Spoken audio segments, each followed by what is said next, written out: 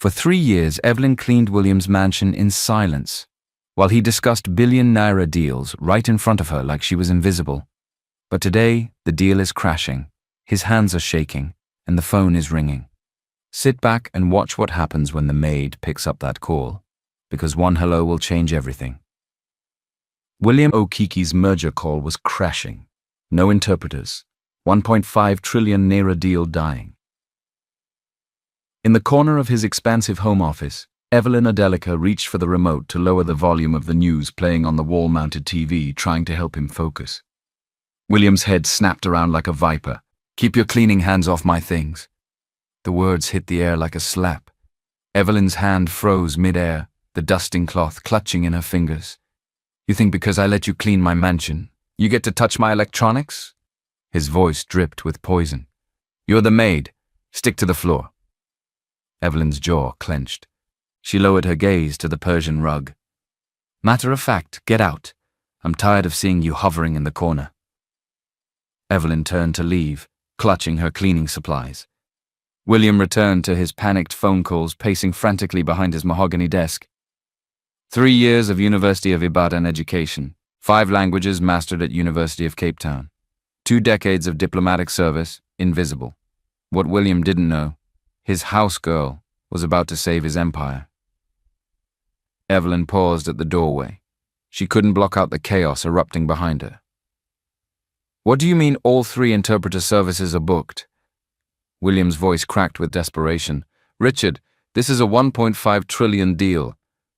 Evelyn watched him via the reflection in the hallway mirror. He was pulling at the collar of his expensive caftan, sweating. "I don't care if it costs 50 million. Find someone who speaks Japanese and Mandarin," he was shouting now. "The Nakamura Singh team lands in 90 minutes. Another call, another dead end. "No, we cannot postpone," William hissed into his phone. "They'll walk away permanently. 3 years of negotiations down the drain." Evelyn had heard enough conversations while serving dinner to know the truth. Okiki Dynamics was 3 months from bankruptcy. This merger wasn't just business, it was survival. 200 jobs hung in the balance, including her own menial one. William's next call went to voicemail, then another. His hands were shaking as he dialed. That's when Evelyn made her choice. She stepped back into the room. "Excuse me, Mr. Okiki." William's head whipped around, fury blazing in his eyes. "I told you to get out!" "What languages do you need?" The question hung in the air like smoke. William's mouth opened, then closed. His phone call was forgotten. "I'm sorry." "What?" Evelyn's voice was calm, professional. She placed the dusting cloth on a side table. "For your merger meeting, what languages do you need?" William stared at her like she'd spoken in tongues. That's not your concern. You wash my dishes." "Japanese and Mandarin," Evelyn continued quietly. "Hindi, Korean." Something in her tone made William's breath catch. This wasn't the voice of a maid anymore.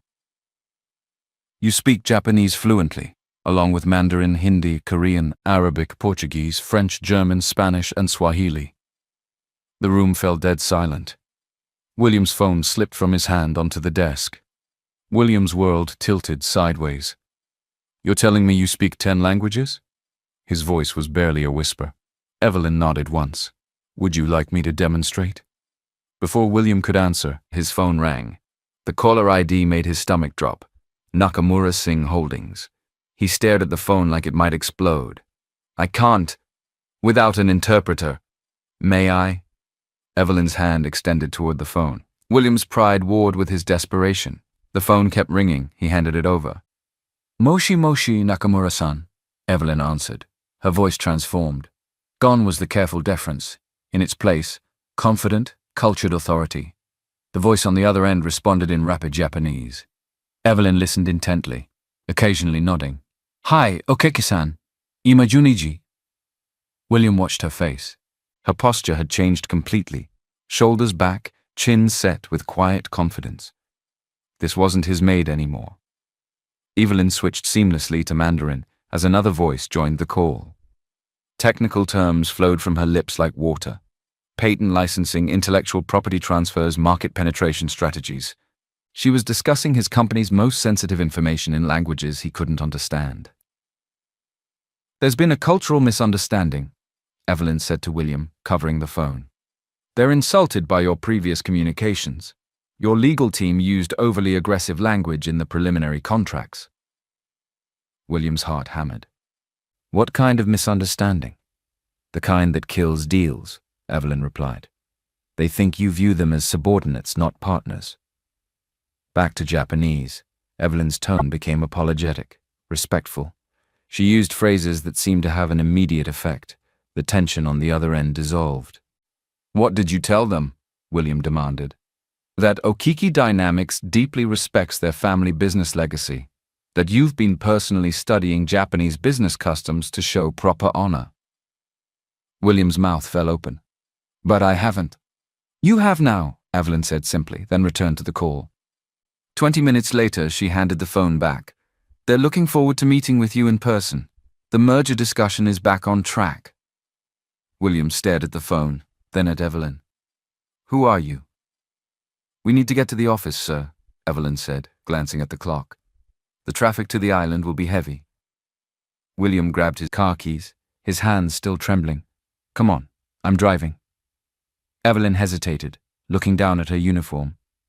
"I cannot go like this, Mr. Okiki. I need 2 minutes." "Make it fast," William said, his voice tight. Evelyn rushed to the servants' quarters. She stripped off her cleaning smock and pulled on the only decent outfit she had ready, a simple, pressed Ankara skirt and blouse she wore to church. It wasn't corporate, but it was dignified. She smoothed her hair, grabbed her bag, and met William at the car. As William pulled the Mercedes out of his compound gates, the familiar streets of Abuja had never felt so different. "Someone who needed work 3 years ago," Evelyn said quietly from the passenger seat, "and someone who still believes in second chances." William merged onto the expressway. In the sudden silence of the car, he could hear his own heartbeat. "Evelyn." He used her name properly for the first time in 3 years. "I need to know everything." She met his eyes as he glanced over. PhD in International Relations from University of Lagos. Masters in Applied Linguistics from University of Cape Town. 22 years as a senior diplomatic translator for the African Union and State Department. Each credential hit William like a physical blow. "I specialized in high-stakes multinational negotiations. G7 summits, trade agreements, crisis mediation." Evelyn's voice carried no bitterness, just quiet fact. "Budget cuts eliminated my position 3 years ago. I needed work immediately." "Your mother's medical bills," William said suddenly, remembering fragments of overheard phone calls from the kitchen. "Kidney failure. Dialysis is expensive, and my son's medical school tuition." Evelyn nodded. "I applied for over 300 positions in my field. Overqualified for most, too old for others. Too educated for a Nigerian woman," one CEO told me. William felt something cold settle in his stomach. "So you became a maid." "I became whatever I needed to be to survive." The AC hummed in the car. William looked at his hands on the wheel. "Evelyn, He started, then stopped. What could he possibly say? "Mr. Okiki, your meeting is in 40 minutes. Step on it." But the silence stretched. In the enclosed space of the Mercedes, 3 years of invisible service suddenly felt enormous. "I've been listening to your business calls for 36 months, Evelyn said softly. "I know every deal, every crisis, every late-night panic about the company's future while I was dusting your bookshelves." William's face flushed with shame. "Why didn't you ever say something? Offer help?" Evelyn's laugh was gentle, not bitter. "Would you have listened to the woman scrubbing your toilets?" The answer hung between them, unspoken but clear. William's phone buzzed. Text from his assistant. "Nakamura team early. Lobby now." "They're here," he whispered. They pulled into the parking garage. As they stepped out, William looked at Evelyn, really looked at her for the first time. She was wearing her simple Ankara outfit, standing tall. "Will you help me save my company?" Evelyn smoothed her skirt and nodded once. "Let's go save your company, Mr. Okiki." The elevator climbed toward the executive floors in silence. William stared at the numbers, his mind reeling. 22 years of diplomatic service, Unilag PhD, UCT Masters. He'd been paying a former diplomatic translator minimum wage to wash his clothes. "Evelyn," he said quietly, "tell me about before." The elevator hummed between floors. Evelyn kept her eyes on the digital display. Embassy in Tokyo, 1998 to 2003. Trade negotiations that prevented a currency war. Her voice was matter-of-fact, professional. Beijing assignment next. Helped draft the intellectual property frameworks that your company still uses today. William's breath caught. Those frameworks had saved Okiki Dynamics millions in licensing fees. After that, Geneva, UN climate accords.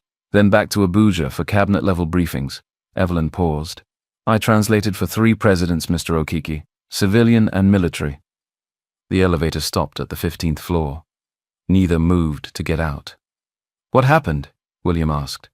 "Government restructuring 2022, Foreign Service downsizing." Evelyn's jaw tightened almost imperceptibly. 20% staff reduction. Last hired, first fired. But your experience meant nothing against politics and connections. William felt sick. "So you just started cleaning?" "I had 2 weeks to find income. Mom's dialysis bills were due. Samuel's med school deposit couldn't wait." Evelyn's voice never wavered, but William caught the steel underneath. Pride doesn't pay for dialysis. The elevator doors opened, then closed again. "I applied everywhere," Evelyn said. "Consulting firms said I was overqualified. Corporations said I was too specialized. Universities said I was too expensive." Evelyn finally looked at him. "Your household needed a cleaner. I needed a paycheck for 3 years," William whispered. "For 3 years," she confirmed. Outside the elevator, William's world was collapsing. Inside, he was learning about a woman who'd held her world together with quiet dignity. "Evelyn, why didn't you ever fight back? Demand recognition?" She smiled sadly.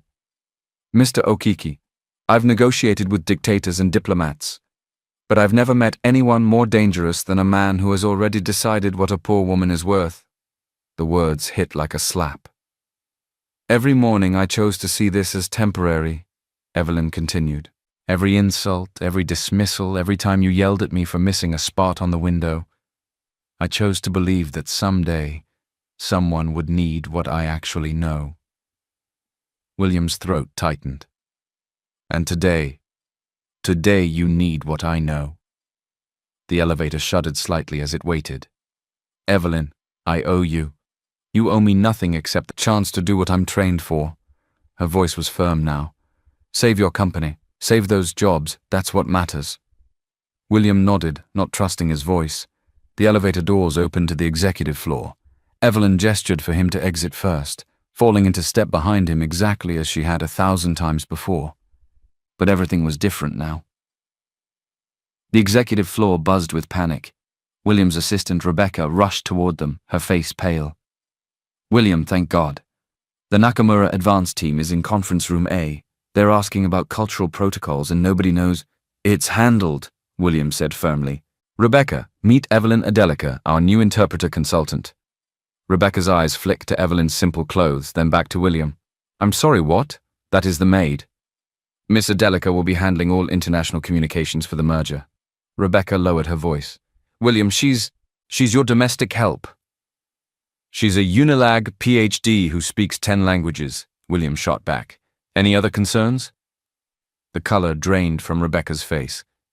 "There is one small problem," Evelyn interjected diplomatically. "I should probably change before meeting the delegation." William looked at her attire for the first time with clear eyes. She was right. "Rebecca, take Miss Adelica to the executive boutique downstairs. Get her a proper power suit. Navy blue, conservative." He checked his watch. 20 minutes. But the advance team will wait. William's voice carried new authority. "Tell them we're reviewing final cultural considerations out of respect for their customs." Rebecca hesitated, clearly struggling with the situation. "Now, Rebecca." As they headed toward the elevator, William caught Evelyn's arm. "Are you ready for this?" Evelyn straightened her shoulders. "Mr. Okiki, I've mediated disputes between nations. I think I can handle a business meeting." 15 minutes later, Evelyn returned, transformed. The navy suit fit perfectly, highlighting her natural dignity. Gone was any trace of the invisible maid. "Better?" she asked. William nodded, speechless. The woman before him commanded respect, just by standing there. "Conference room A," he said. "Let's see what you can do." The advance team consisted of 3 Japanese executives and 1 translator. They stood when William and Evelyn entered, bowing formally. Evelyn returned the bow with precise depth and duration, then spoke in flawless Japanese. The lead executive's eyes widened with surprise and pleasure. He responded enthusiastically, gesturing for everyone to sit. "What did you tell them?" William whispered. "That Okiki Dynamics is honored by their presence and grateful for their patience with our cultural preparations." The meeting proceeded in 3 languages. Evelyn seamlessly translated technical specifications between Japanese and English, while clarifying legal terminology in Mandarin when the Chinese patents came up. But more than translation, she was conducting diplomacy. When the lead executive mentioned concerns about intellectual property protection, Evelyn didn't just translate, she addressed the cultural context. "Tanaka-san expresses concern about long-term partnership stability," Evelyn explained to William. "In Japanese business culture, this isn't just about contracts. It's about family honor extending across generations." Evelyn turned back to the executives, speaking in formal Japanese about Okiki Dynamics' commitment to lasting relationships, not just transactions. The transformation in the room was immediate. Formal politeness gave way to genuine warmth. "How did you know to say that?" William asked during a brief break. "Because I spent 5 years in Tokyo learning what matters beyond the words," Evelyn replied. "Business in Asia is always personal first." The advance team leader approached Evelyn directly, speaking in rapid Japanese. Evelyn listened intently, nodding. "He wants to know if you understand the gift exchange protocols for tomorrow's main meeting," Evelyn translated. "He's concerned your team might inadvertently offend Nakamura-san." William felt his stomach drop. "What protocols?" Evelyn and the executive spoke quietly in Japanese for several minutes. Evelyn took notes, asking detailed questions. "We need specific gifts," Evelyn explained.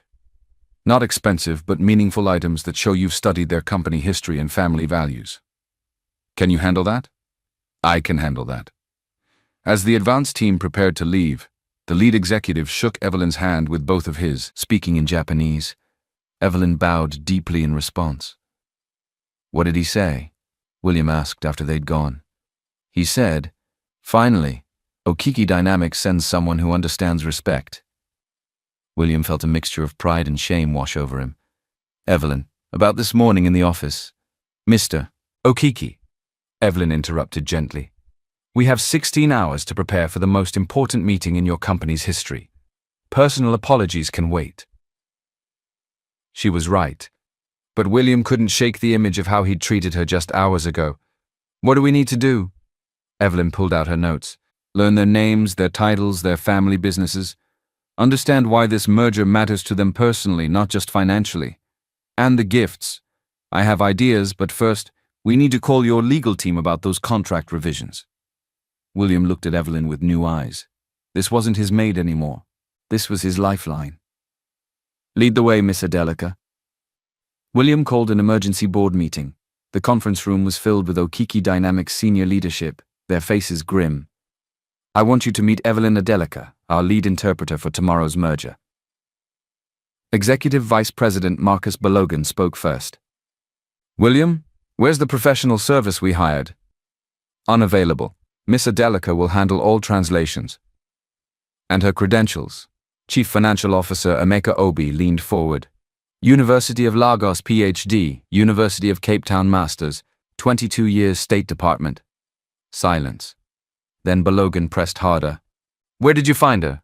William felt the trap closing. "She's been with the company 3 years. In what capacity?" The word stuck. "Operations." "Operations?" Balogan's voice dripped with skepticism. "William, this is a trillion-naira merger. We need verified professionals, not someone from the canteen." Evelyn sat quietly, face impassive. "She handled today's advance meeting flawlessly," William said. That's not the point, Balogan used his patient explaining to children tone. This is about appearances, credibility. Marketing director Susan Cole nodded. The Japanese expect a certain level of professionalism. We can't show up with someone who looks like… She stopped herself. Like what, Susan? The temperature dropped. Someone who looks the part, Balogun said bluntly. Someone they'll take seriously. Are you questioning her qualifications? I'm questioning her suitability. We can't risk everything on someone we don't know. Evelyn finally spoke, her voice calm. Mr. Balogun, what specific concerns do you have about Japanese protocols? Balogun straightened uncomfortably. Cultural nuances, business etiquette, such as gift exchanges, proper bowing, seating arrangements. Ah, Evelyn nodded. Ogen summer protocols, correct rei angles for executives, and Kamisa seating positioning based on founding dates rather than revenue. Dead silence. Nakamura family business was established in 1952. Post-war reconstruction values. They'll expect gifts acknowledging their family's contribution to Japan's recovery, not expensive items suggesting we're buying influence. Balogun's mouth opened. Singh Holdings follows British Indian traditions, Evelyn continued. Direct communication, minimal ceremony, absolute punctuality. Miss Singh will interpret elaborate gift ceremonies as time-wasting. Evelyn looked around calmly. The key is balancing both without offense. Nakamura gets the position of honor. Singh gets clear sightlines to documentation. The silence stretched. How do you know this? Balogun whispered. I negotiated the 2019 Tokyo Trade Framework, establishing current Nigeria-Japan protocols, and mediated the Singh-Euro Bank dispute in 2020. 7 executives realized they'd questioned someone more qualified than all of them. Any other concerns about Miss Adelic's suitability? William asked quietly. No one spoke. Good. Evelyn, what do we need? As Evelyn outlined strategy, William watched the shift.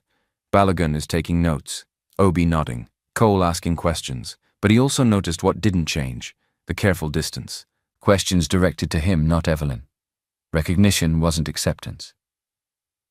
After the meeting, Balogun approached privately. Where exactly has she been working for 3 years? William met his eyes. Learning everything about our company, while we learned nothing about her. That evening, Evelyn worked alone in the empty office. William found her at 9 p.m., surrounded by documents, cultural research, and gift samples. She wasn't used to sitting at a desk. She was used to scrubbing them. You should go home, he said. Get some rest. Evelyn looked up from her notes. Almost finished. Just reviewing the technical patterns one more time. William noticed the precision of her preparation. Color-coded files for each executive, cultural protocol checklists, even backup conversation topics. Evelyn, this is beyond thorough. Mr. Okiki, in diplomacy we say preparation prevents humiliation. She gestured to the research spread across the table. Did you know, Mr. Nakamura's father was a Hiroshima survivor who rebuilt their family business from nothing? William shook his head. That's why he values long-term partnerships over quick profits. His decision-making process honors his father's memory. Evelyn pulled out another file. Miss Singh lost her first company to a bad translation in a Mumbai court. She's hypersensitive to linguistic precision. How did you learn all this? 6 hours of research your regular interpreters wouldn't have done. Evelyn's phone buzzed. She glanced at it and frowned. Problem? Emergency call from our Mumbai branch office. IP theft concern. The regional director only speaks Hindi. William's heart sank. We can't afford any complications tonight. Evelyn was already answering. Namaste, Kumarji. Mein Evelyn bol rahi hoon. For 20 minutes, Evelyn mediated a 3-way crisis. William watched her switch between Hindi, English, and rapid-fire legal terminology, her voice carrying the quiet authority of someone used to solving international emergencies. What was that about? William asked when she hung up. A competitor tried to steal your Mumbai AI algorithms. Kumar caught them but needed immediate legal guidance in Hindi. It's handled. William stared. You just solved that? Mr. Okiki, your company has been hemorrhaging value through communication gaps for years. Evelyn pulled out a thick folder. I've been documenting every international issue I've overheard while dusting your office. She opened the folder. Dozens of incidents, missed opportunities, cultural misunderstandings. The sole software licensing deal that fell through? Your translator used informal Korean with the CEO's father. Unforgivable insult. William felt sick. The Berlin partnership that stalled. Your legal team sent contracts in American English. Germans interpret that as intellectual arrogance. Why didn't you ever say something? Evelyn's smile was gentle. Would you have listened? William's phone rang. Unknown international number. Don't answer that, he started. But Evelyn was already reaching for it. Okiki Dynamics, Adelica speaking. Guten Tag, Herr Müller. German flowed from Evelyn's lips like water. The conversation lasted 10 minutes, ending with Evelyn laughing warmly. Your Berlin partners, she explained to William's shocked face. They want to restart negotiations, heard about tomorrow's merger and realized they made a mistake walking away. That deal was worth 40 billion naira, William whispered. It still is. I scheduled a video call for next week. William sank into a chair. How many opportunities have we lost? Evelyn's expression softened. The past doesn't matter. Tomorrow does. She handed him a perfectly organized briefing book. Everything you need to know about every person in that room. Their histories, their triggers, their decision-making patterns. Evelyn stood. Mr. Okiki, tomorrow we don't just save your company. We transform it. William looked at the briefing book, then at Evelyn. Who are you really? Someone who believes in second chances, Evelyn said quietly. For companies and for people. William couldn't sleep. At midnight he sat in his home office, the same one Evelyn had been kicked out of earlier that day, researching Evelyn Adelica. What he found made his hands shake. State Department commendations, diplomatic achievement awards, news articles praising her negotiation breakthroughs, a photo of her standing behind 3 presidents during international summits. His maid had shaped global trade policy. The next morning, William called the board into an emergency session before the merger meeting. Before we begin today, I need to address yesterday's concerns about Evelyn Adelica. The executives filed in looking tense. Evelyn wasn't with him. I spent last night researching her background. William pulled up his laptop screen. Marcus, you questioned her credentials. A State Department citation appeared on the conference room monitor. Presidential commendation for preventing the 2018 trade war collapse. Balogun shifted uncomfortably. Emeka, you worried about her experience. Another document appeared. Lead negotiator for the African Continental Free Trade Area. The foundation of our entire international business model. Obi looked pale. Susan, you questioned whether the Japanese would take her seriously. William clicked again. Personal letter of recommendation from former Japanese Prime Minister Sato.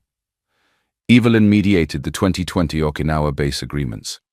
Cole stared at the screen. For 3 years we've employed one of Africa's most accomplished diplomats. William's voice carried quiet fury. And we used her to clean my toilets. The room was deadly silent. Evelyn Adelica doesn't work in our operations department, William continued. She is our operations department starting today. He clicked on a new document. I'm promoting her to Senior Vice President of International Relations, salary 250 million plus equity, reporting directly to me. William, Balogun started. I'm not finished. William's voice cut through his objection. Evelyn will also head our new Cultural Intelligence Division. Budget 3 billion annually. Staff, her choice. He closed the laptop. Any questions about Miss Adelica's qualifications? No one spoke. Good, because she's about to save this company. 20 minutes later, Evelyn entered the boardroom wearing a perfectly tailored charcoal suit. William noticed the immediate shift in posture around the table. Respectful attention replaced yesterday's skepticism. Ladies and gentlemen, William announced formally, I present Evelyn Adelica, Senior Vice President of International Relations. He handed her a business card holder, her new cards printed overnight. Evelyn accepted it with quiet dignity. Thank you for this opportunity. The opportunity is ours, William replied, meaning every word. Chief Technology Officer Tunde cleared his throat. Miss Adeleke, I owe you an apology. No apology necessary, Evelyn said gracefully, but I appreciate the acknowledgement. One by one, the executives who'd questioned her yesterday offered their respect. Evelyn accepted each gesture with professional grace. Now, William said, let's go save our company. As they filed out, Balogun approached Evelyn privately. Adeleke, I was wrong yesterday. Completely wrong. Evelyn shook his hand firmly. Marcus, we all make assumptions. What matters is what we do after we realize them. William watched the exchange, feeling something he hadn't experienced in years. Pride in his leadership. Ready, Madam Vice President? He asked Evelyn. Evelyn straightened her jacket and smiled. Ready, Mr. Okiki. For the first time in 3 years, Evelyn Adeleke walked into a business meeting as herself. The elevator to the executive conference room felt different this time. William and Evelyn stood side by side, equals now. But the weight of the coming meeting pressed down on both of them. Evelyn, William said quietly, I need you to know something. He looked at her reflection in the polished steel doors. If this deal fails, Okiki Dynamics has maybe 3 months before bankruptcy. His voice was barely above a whisper. 200 people lose their jobs, including yours. Evelyn nodded slowly. How long have you been carrying this alone? 2 years, maybe longer. William's hands trembled slightly. I tell the board we're restructuring. I tell investors we're pivoting, but the truth is we're dying. The elevator climbed silently through floors of bustling offices, people who had no idea their livelihoods hung on the next 2 hours. Evelyn, I have to ask you something personal. Go ahead. Why are you helping me, after everything, after how I treated you? Evelyn was quiet for a long moment. Mr. Okiki, can I tell you about my son? William nodded. Samuel is in his 2nd year at Johns Hopkins Medical School, pediatric oncology track. Evelyn's voice carried quiet pride. He wants to treat children with cancer because he watched his grandmother fight it. The elevator passed the 20th floor. 3 months ago, Samuel called me crying, said he might have to transfer to community college because of the cost. Evelyn's jaw tightened. I told him not to worry, that his mother would figure it out. William felt his throat close. He doesn't know I've been cleaning floors instead of consulting. I think I'm taking a sabbatical to write a book. Evelyn smiled sadly. Every month I transfer money to his account and tell him it's from my research grant. Evelyn, yesterday morning, when you humiliated me in the office, I had a job interview scheduled for later. 3rd one this week. She looked directly at William. Secretary at a primary school. $100,000 a month. William's eyes filled. I was going to take it. Tell Samuel to transfer. Except that my career was over at 52. Evelyn straightened her shoulders. But then you needed help. The elevator slowed as it approached the executive floor. Evelyn, when this is over, when we save the company, if we save it, when we save it, William repeated firmly, I want you to call your son. Tell him he's going to be the best pediatric oncologist in the world, and that his mother made it possible. Evelyn's eyes were bright. And I want you to know that saving your company isn't just about the jobs or the money. What's it about? Proving that talent exists everywhere, that worth isn't determined by job titles. Evelyn met his eyes. That people like your children and mine grow up in a world where they're seen for who they really are. The elevator doors opened to reveal the conference room where their futures waited. William extended his hand. Partners. Evelyn shook it firmly. Partners. They walked toward the biggest meeting of their lives. No longer ogre and maid, but 2 people fighting for the same dream. The Nakamura Singh Holdings delegation filled Okiki Dynamics' largest conference room. Floor-to-ceiling windows overlooked Lagos, but all eyes focused on the polished mahogany table where 1.5 trillion hung in the balance. Mr. Hiroshi Nakamura, 73, sat with the quiet dignity of old Japanese business aristocracy. Miss Priya Singh, sharp-eyed and direct, checked her tablet with military precision. Mr. Lee Carter, Chief Technology Officer, studied technical documents with laser focus. William entered with Evelyn at his side. The room fell silent. Evelyn approached Mr. Nakamura first, bowing with perfect depth and duration. She spoke in formal Japanese, her voice carrying respectful authority. Nakamura's eyes widened with surprise and pleasure. He responded warmly, gesturing for everyone to be seated. "What did you tell him?" William whispered. "That Okiki Dynamics is honored by his presence and grateful for the wisdom of his family's business legacy." The first hour proceeded smoothly. Evelyn seamlessly translated technical specifications between 3 languages while managing cultural nuances that could derail everything. Then, the crisis hit. Miss Singh suddenly stopped mid-sentence, her face darkening. She spoke rapidly in Hindi to her assistant, then turned to the room. "I'm sorry, but we've discovered a serious problem." William's blood ran cold. "Our Mumbai office just informed me that Okiki's IP protection protocols are insufficient for our standards." Singh's voice was ice. "We cannot proceed with a company that has such loose security measures." The room went dead silent. William felt the deals slipping away. Evelyn leaned forward slightly. "Miss Singh, may I ask what specific security concerns your Mumbai office identified?" Singh's assistant whispered in her ear. She nodded curtly. "Unauthorized access to algorithmic frameworks. Potential competitor infiltration." Singh closed her folder with finality. "This is exactly why our last partnership failed." William started to panic, but Evelyn remained calm. "Miss Singh, I believe there may be a misunderstanding." Evelyn switched to Hindi, speaking directly to Singh's assistant. The young man's eyes widened. He responded rapidly in Hindi, his tone urgent. Evelyn nodded, then addressed the room in English. "The security breach Miss Singh referenced was resolved yesterday evening. Okiki's Mumbai team detected the intrusion attempt and implemented immediate countermeasures." She looked directly at Singh. "I personally coordinated the response with your regional director, Kumar Ji. The attempted breach was unsuccessful, and we've identified the competitor responsible." Singh stared at Evelyn. "You coordinated this? Okiki Dynamics security protocols are actually more robust than your team realized. The fact that we detected and stopped the intrusion within hours demonstrates the strength of our systems."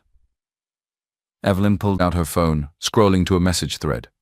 "With your permission, I can conference with Kumarji to confirm the resolution." Singh looked stunned. "You speak Hindi fluently, along with 8 other languages?" Evelyn's tone remained professional. "Shall I make the call?" Singh nodded slowly. The conference call with Mumbai lasted 20 minutes. Evelyn mediated in 3 languages, walking everyone through the security response timeline. Kumar confirmed that Okiki's protective measures had actually exceeded Singh Holdings' own standards. When the call ended, Singh looked at Evelyn with new respect. "Miss Adelika, your response time was impressive." "Miss Singh, Okiki Dynamics takes partnership security very seriously, especially with organizations we hope to build generational relationships with." She had used the exact phrase that resonated with Singh's family business philosophy.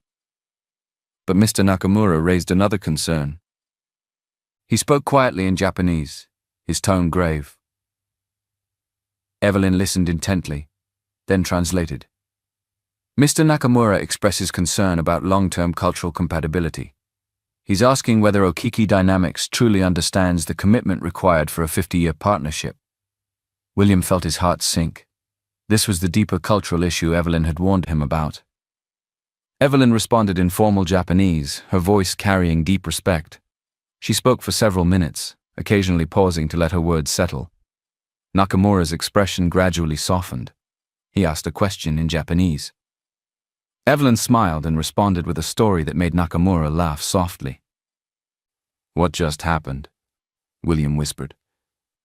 I told him about my father's service in post-war peacekeeping, how African and Japanese engineers worked together to rebuild infrastructure. Evelyn's voice was quiet. I shared that true partnerships honor the sacrifices of previous generations while building for future ones. Nakamura nodded and spoke again in Japanese. He says his father would have respected that sentiment, Evelyn translated, and that Okiki Dynamics clearly understands the meaning of honor. But the biggest test was yet to come. Mr. Carter suddenly looked up from his technical documents, his face troubled. He spoke rapidly in Mandarin, pointing to specific clauses. "What's wrong?" William asked. Evelyn listened to Carter's concerns, her expression growing serious. "Mr. Carter has identified a potential patent conflict in the AI algorithms, something our legal teams missed." William felt the room temperature drop. Patent disputes could kill the merger instantly. He's saying the image recognition protocols overlap with existing Chinese patents held by BYU, Evelyn continued. If true, it could expose both companies to massive litigation.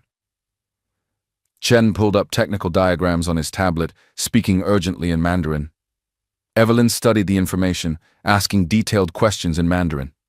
Her technical knowledge surprised everyone in the room.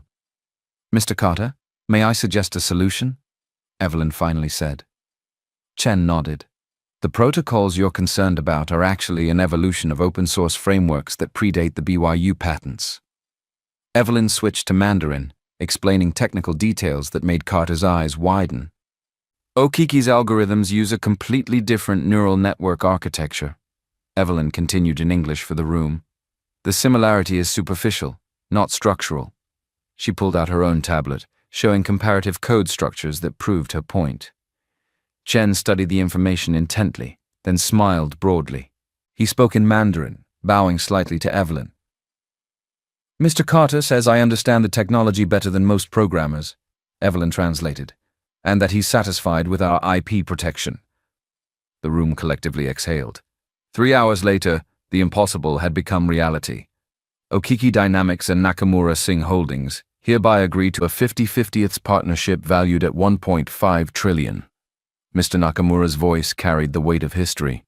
Implementation begins immediately. The conference room erupted in quiet celebration. Handshakes, bows, and relieved smiles filled the space where tension had reigned for hours. But then something unprecedented happened. Mr. Nakamura stood slowly, commanding attention through presence alone. He addressed the room in careful English, his accent precise. "Before we proceed with celebrations, I must acknowledge someone who made this partnership possible."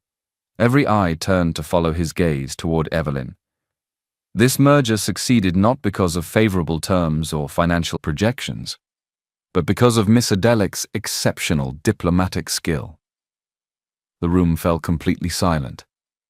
In 40 years of international business across 23 countries, I have never encountered such cultural intelligence combined with technical expertise. Nakamura bowed formally to Evelyn, the gesture carrying profound meaning. "You honor both our traditions and your own profession." Evelyn stood and returned the bow with perfect depth and duration, her face reflecting quiet dignity. Miss Singh rose next, her usual directness softened by genuine admiration. "Miss Adelica, we've engaged interpretation services across 6 continents. You are the finest cultural liaison we have ever encountered." She approached Evelyn with her business card, presenting it with both hands in traditional Japanese style despite her Indian heritage. "We would be deeply honored if you would consider consulting for our Mumbai operations." Evelyn accepted the card with appropriate ceremony. "The honor would be mine, Miss Singh." Mr. Carter joined them, speaking in rapid Mandarin with obvious excitement. Evelyn responded fluently, making Carter laugh and clap his hands together. "What did he say?" William asked, mesmerized by the exchange. "He offered me a position as their chief cultural officer for all Asian operations," Evelyn translated with a slight smile. "I told him I already have the perfect job." The room filled with warm laughter, the tension of hours melting away, but the most meaningful moment was yet to come. Mr. Nakamura approached Evelyn carrying a small, silk-wrapped package. His movements were ceremonial, reverent. In Japanese business culture, this gesture represents profound professional respect between equals. Evelyn received the package with both hands, unwrapping it with careful attention to the silk cloth itself. Inside lay an antique business card case, clearly a family heirloom of significant age and beauty. "This belonged to my father, who rebuilt our company after the war," Nakamura said quietly, his voice thick with emotion. He believed that respect transcends nationality, language, and circumstance. He would have wanted you to have this. Evelyn's hands trembled slightly as she held the precious gift. She bowed deeply, holding the case against her heart. Nakamura-san, I am profoundly honored by this trust. The entire room watched this exchange in respectful silence, understanding they were witnessing something rare and beautiful. William felt tears threatening. In 30 years of corporate leadership, he had never seen such genuine respect between professionals from different worlds. Miss Adelica, Miss Singh interjected softly. We have one additional request, if you'll permit us. Evelyn looked at her expectantly. Our annual Global Partners Conference convenes next month in Singapore. 500 executives from 37 countries. Singh paused meaningfully. Would you consider being our keynote speaker? The invitation hung in the air like a precious offering. Evelyn glanced at William. With Okiki Dynamics' permission, naturally, Singh added quickly, showing proper deference to her employer. William smiled broadly. Miss Adelica makes her own decisions about speaking engagements. She's an executive now, not an employee. Evelyn accepted graciously, her voice steady despite the magnitude of the moment. As the delegation prepared to depart, each executive made personal contact with Evelyn. Not merely business cards, but private phone numbers, personal email addresses, direct access to some of the most powerful business leaders in Asia. Miss Adelica, Nakamura said as they shook hands in farewell. You have my personal number now. Please use it whenever you need anything. Anything at all. When the elevators finally closed on the departing delegation, the Okiki Dynamics boardroom buzzed with electric energy. Marcus Balogun approached Evelyn first. His earlier skepticism completely transformed. Evelyn, I owe you far more than an apology. I owe you my gratitude, my respect, and frankly, my job. His voice was humble. Without you, we'd all be updating our resumes tonight. One by one, the executives who had questioned Evelyn's qualifications 24 hours earlier offered their personal admiration and professional respect. Chief Financial Officer Emeka Obi shook Evelyn's hand warmly. I've been in international business for 15 years. I've never seen anything like what you did there. Marketing Director Susan Cole, who had worried about appearances, was nearly in tears. Evelyn, I'm ashamed of what I said yesterday. You showed me what real professionalism looks like. But William had saved the biggest surprise for last. Ladies and gentlemen, he announced, calling for attention. Before we open the champagne, I have one final announcement. He produced an official document from his briefcase, his hands steady despite the emotion in his voice. Effective immediately, Evelyn Adelica is promoted to Executive Vice President of Global Relations. Annual salary $400 million plus comprehensive equity package. Evelyn's breath caught audibly. Additionally, Miss Adelica will oversee our new International Cultural Intelligence Division, with an annual budget of $12 billion and authorization to hire a team of 20 specialists worldwide. The room erupted in sustained applause. But most importantly, William continued, his voice growing thick with emotion, Miss Adelica will serve as my personal advisor on all matters involving human dignity, corporate culture, and the recognition of talent wherever it exists. He handed Evelyn a leather portfolio. Your equity package makes you the third largest individual shareholder in Okiki Dynamics. You're not just an employee anymore, Evelyn. You're the owner of this company. Evelyn opened the portfolio with trembling hands, staring at documents that represented more financial security than she'd ever imagined. Mr. Okiki, I don't know what to say, she managed. Say you'll help me build a company that sees people the way you helped me see you. William replied. Say you'll help me become the leader I should have been all along. Evelyn nodded, unable to speak. The celebration continued for 2 hours. Champagne flowed. Phone calls were made to spouses and children.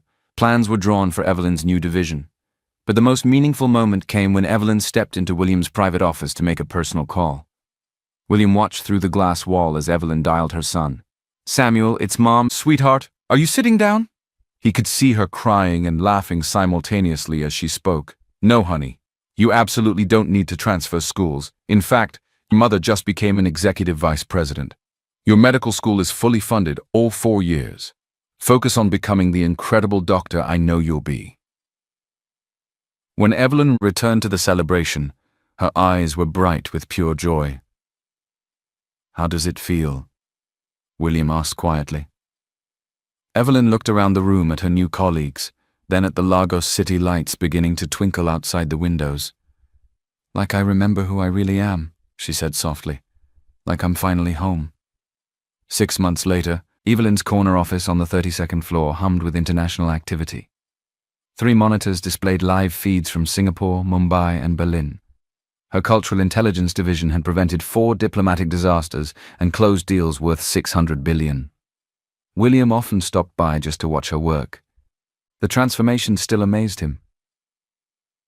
"Miss Adelica," her assistant announced. "Your son is calling." Evelyn smiled and picked up. "Hey, sweetheart. How's pediatric rotation treating you?" Samuel's excited voice filled the room. "Mom, I just got accepted for the summer research program at Johns Hopkins Hospital. Full scholarship."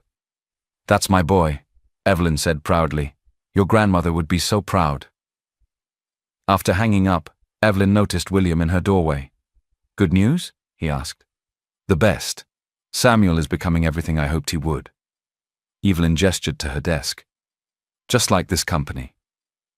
On Evelyn's desk sat her daily reminder, her old maid's ID card in a simple frame, next to Mr. Nakamura's antique business card case. "Any regrets about that morning in the office?" William asked. Evelyn considered seriously. "Not anymore. That moment brought us both to where we needed to be.